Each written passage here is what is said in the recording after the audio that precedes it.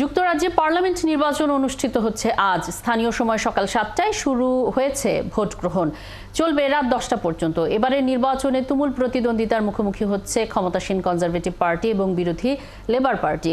তবে নির্বাচনে care স্টারমারের labour party record ভাঙা জয় পেতে যাচ্ছে বলে স্বীকার করেছে দীর্ঘ 14 বছর ধরে ক্ষমতায় থাকা দল কনজারভেটিভ পার্টি। সার্ভেশনের নির্বাচন বিশ্লেষণে দেখা গেছে পার্লামেন্টের 650টি আসনের মধ্যে অন্তত 484টিতে জয় পাবে লেবার পার্টি, যা 1997 সালে টনি ব্লেয়ারের নেতৃত্বাধীন লেবারের সর্বোচ্চ 418টি আসনে জয়ের চেয়েও বেশি। অপরদিকে কনজারভেটিভ পার্টি মাত্র 64টি আসনে জয় পাবে বলে জানিয়েছে সংস্থাটি। অন্যান্য নির্বাচনী পর্যবেক্ষক ও সংস্থাগুলো অবশ্য জানিয়েছে লেবার কম ব্যবধানেই জিতবে, তবে কেউই কনজারভেটিভরা আবারও জয় পাবে এমন আশার কথা উল্লেখ করেনি। এ বিষয়ে আরও খবর জানবো, আমাদের সাথে লন্ডন থেকে যুক্ত আছেন সহকর্মী তানভীর আহমেদ। তানভীর, আমাদের সময় দুপুর 12টায় ভোট শুরু হয়েছে যুক্তরাজ্যের এই নির্বাচনে, তো ভোটারদের আগ্রহ কেমন দেখছেন? ধন্যবাদ। যুক্তরাজ্যে আজ শুরু হয়েছে জাতীয় নির্বাচন এবং এটি অনেকটা আগাম নির্বাচন দিয়েছেন ঋষি সুনাক। যদিও আগামী বছর তার হাতে সময় ছিল নির্বাচন অনুষ্ঠান করার, কিন্তু তিনি সেই আগাম নির্বাচন দিয়েছেন। এবং সকাল 7টায়, লন্ডন সময় সকাল 7টায় এই পোলিং স্টেশনে আমি প্রথম ভোটার হিসেবে নিজে ভোট দিয়েছি। এখন ধীরে ধীরে ভোটাররা আসছেন, তাদের ভোট দিচ্ছেন এবং অনেকেই পোস্টাল ব্যালটে ভোট অলরেডি দিয়ে দিয়েছেন। তবে আজকে রাত 10টার মধ্যে যে সমস্ত পোস্টাল ব্যালট গুলো রিটার্নিং অফিসারদের কাছে পৌঁছবে সেগুলোই গণনা করা হবে এবং রাত 10টা পর্যন্ত ভোট গণনার পর একে একে ফলাফল ঘোষণা করা হবে। আপনিও সংবাদে বলছিলেন জনমত জরিপে লেবার পার্টি এগিয়ে আছে এবং সরকার গঠন করতে হলে লেবার পার্টিকে 326টি আসন পেতে হবে 650টি আসনের মধ্যে। তবে লেবার পার্টির বর্তমান জনমত জরিপে এগিয়ে থাকার কারণে ধারণা করা হচ্ছে কমপক্ষে 100টি আসন, অর্থাৎ যে 326টি আসন পেলেই সরকার গঠন করা যাবে, সেখানে আরো 100 আসন বেশি পাবে। তো ঋষি সুনাকের এর আগে প্রধানমন্ত্রী হিসাবে মাত্র 2 বছর তিনি সরকারে ছিলেন এবং এর আগে 6টি প্রধানমন্ত্রী পরিবর্তন হয়েছে। ঋষি সুনাকের আগে লিজ ট্রাস মাত্র 7 সপ্তাহ ছিলেন ক্ষমতায়। সবকিছু মিলিয়ে ব্রিটেনের জনগণ পরিবর্তন চায়। এই পরিবর্তনের জন্যই আজকে তাদের সিদ্ধান্ত জানাবে এবং স্যার কিয়ার স্টারমারের নির্বাচনে বিজয়ী হয়ে প্রধানমন্ত্রী হওয়া মনে হচ্ছে সময়ের ব্যাপার। তবে ব্রিটিশ বাংলাদেশি কমিউনিটির মধ্যে নতুন করে আশা জেগেছে, অর্থাৎ এই ফলাফলটা অনেকটাই ধারণা করা যাচ্ছে এবং বাংলাদেশি অনেক বংশোদ্ভূত অনেক প্রার্থী এবারের নির্বাচনে রয়েছে এবং বড় দলের বাইরে অন্যান্য যে দলগুলো রয়েছে তার মধ্যে বাংলাদেশের প্রার্থী কতজন আছেন? বাংলাদেশের একাধিক প্রার্থী রয়েছে কনজারভেটিভ দল। আমি যে আসনটিতে দাঁড়িয়ে আছি ইলফোর্ড সাউথ আসনে সাইদুজ্জামান সাইদ নামে কনজারভেটিভ পার্টি থেকে এসছেন।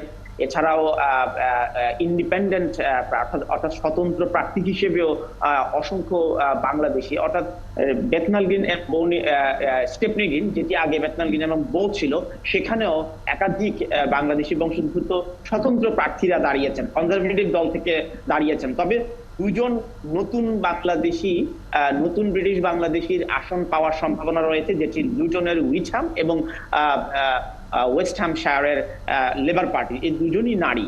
তো 4 জনের জায়গায় সংখ্যাটি 6 জন হতে পারে। আবার মোট 34 জন বিভিন্ন রাজনৈতিক দল থেকে, লিবারেল ডেমোক্রেট পার্টি থেকেও মনোনয়ন পেয়েছেন বাংলাদেশি রাবিনা খান, অন্যদিকে লেবার পার্টি থেকেও একাধিক, কনজারভেটিভ পার্টি থেকেও একাধিক বাংলাদেশি মনোনয়ন পেয়েছেন। তবে পুরো ব্রিটেন জুড়ে 34 জন ব্রিটিশ বাংলাদেশি এবার এই নির্বাচনে প্রতিদ্বন্দ্বিতা করছেন। অনেক ধন্যবাদ তানভীর আহমেদ। ভোট গ্রহণ চলবে, ফলাফল সবকিছুর খবর নিয়ে নিশ্চয়ই প্রতি মুহূর্তে যুক্ত হবেন আপনি আমাদের সঙ্গে। যুক্তরাজ্যে সাধারণ নির্বাচন চলছে, ভোট গ্রহণ সবশেষ খবর নিয়ে যুক্ত ছিলেন লন্ডন থেকে সহকর্মী তানভীর আহমেদ। এবং যুক্তরাজ্যে সাধারণ নির্বাচনের ভোট গ্রহণ চলছে। আমরা বিরতিতে যাবার আগে কথা বলছিলাম সে বিষয়ে। আমাদের সাথে এই মুহূর্তে যুক্ত হয়েছেন যুক্তরাজ্য থেকে সুইন্ডনের কাউন্সিলর সুমন রায়। সুমন রায়, আপনাকে স্বাগত জানাচ্ছি একাত্তরে।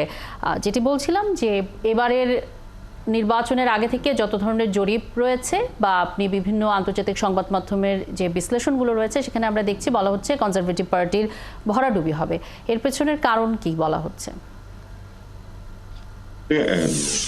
বলছিলাম আগে যে কনজারভেটিভ দল একটি অনেক পুরনো দল, 1834 সালে ফাউন্ডেড হয়েছে।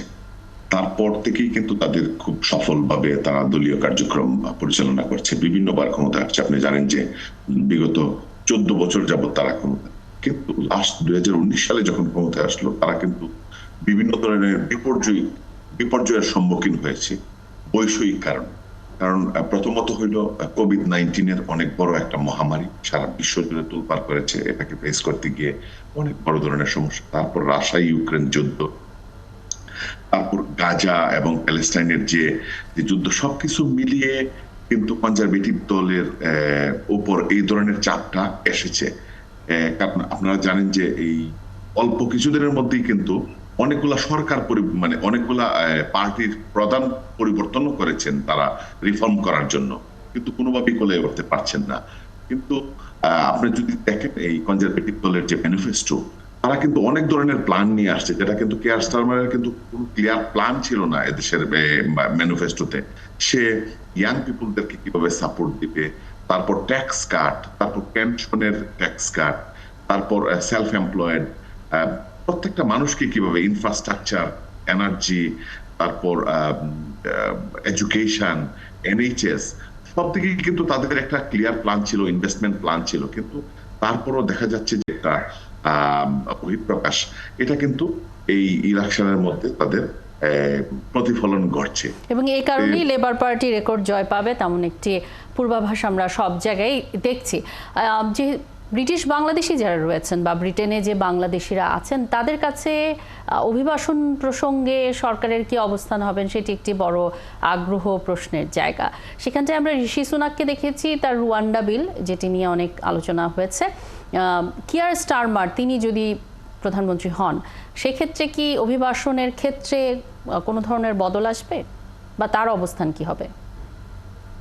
আসলে দেশের হোম পলিসির ক্ষেত্রে খুব বেশি বড় ধরনের পরিবর্তন হয় না, কিন্তু আপনারা যদি একটু লক্ষ্য করেন যে রুয়ান্ডা পলিসির জন্য কিন্তু ঋষি সুনাক খুব স্ট্রিক্ট, এবং সে বলছে যে যদি ক্ষমতায় আসে তাহলে কিন্তু এটা ইমপ্লিমেন্ট করবে এবং রুয়ান্ডা থেকে যে অবৈধ অভিবাসী আছে তাদেরকে ফেরত পাঠাবে এবং কামিং স্টপ বুট ইউনাইটেড কিংডম তাদের বর্ডার ফোর্স এবং সিকিউরিটি সিস্টেমকে আরো ইমপ্রুভমেন্ট করবে।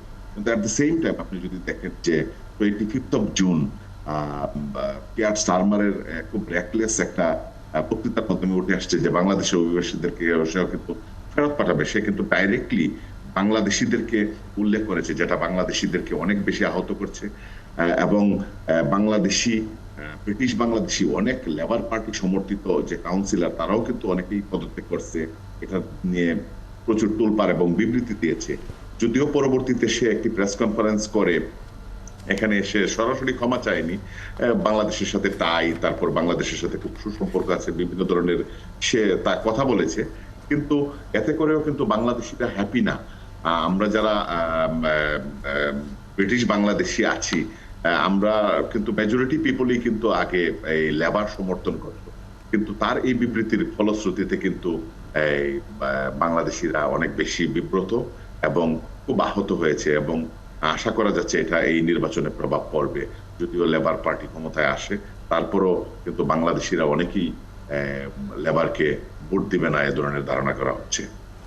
অনেক ধন্যবাদ সুমন রায় আমাদের সাথে যুক্ত হবার জন্য। যুক্তরাজ্যে সাধারণ নির্বাচনের ভোট গ্রহণ চলছে, নির্বাচনে নিয়ে আমাদের সাথে কথা বলতে যুক্ত ছিলেন সুইন্ডনের কাউন্সিলর সুমন রায়।